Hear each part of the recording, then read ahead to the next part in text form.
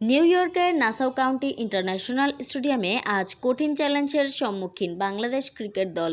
টি-20 বিশ্বকাপে নিজেদের দ্বিতীয় ম্যাচে তাদের প্রতিপক্ষ দক্ষিণ আফ্রিকা।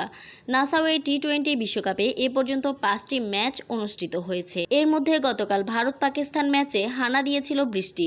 50 মিনিট দেরিতে শুরু হয়েছিল ম্যাচ।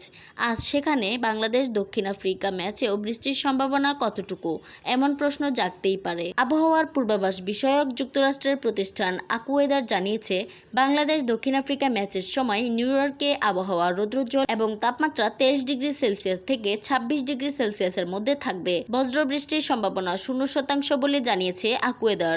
নিউ ইয়র্কের পূর্বাভাসে বলা হয়েছে, বৃষ্টির সম্ভাবনা 4%। স্থানীয় সময় সকাল 10:30টায় শুরু হবে ম্যাচ। বাতাসে প্রায় 50% আর্দ্রতা থাকবে এবং ধারণা করা হচ্ছে মাঠে প্রতি ঘন্টায় 11 কিলোমিটার বেগে বাতাস বইবে। নাসাউয়ে টি-20 বিশ্বকাপে নিজেদের দুটি ম্যাচই খেলেছেন দক্ষিণ আফ্রিকা। স্বাভাবিকভাবেই এই মাঠের পিচ ও কন্ডিশন সম্বন্ধে জানাশোনায় বাংলাদেশের চেয়ে এগিয়ে প্রোটিয়ারা। ভারতের বিপক্ষে এই মাঠে প্রস্তুতি ম্যাচ খেলেছে বাংলাদেশ, সেটি অবশ্য প্রায় এক সপ্তাহ আগে। নাসাউয়ের উইকেটে সাধারণ পেসাররা দাপট দেখিয়ে থাকেন।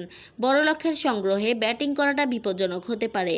পিচ ও কন্ডিশন বুঝে ব্যাটিং করলে সর্বোচ্চ রানটা বের করে আনা সম্ভব। নাসাউ কাউন্টি স্টেডিয়ামে এ পর্যন্ত 5 ম্যাচে সবকটি টি-20 মোট 65 উইকেটের পতন হয়েছে।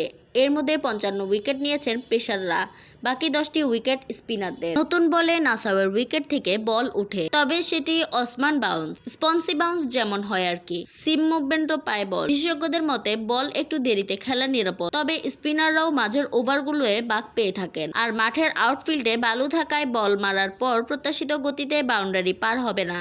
আউটফিল্ড বেশ মন্থর।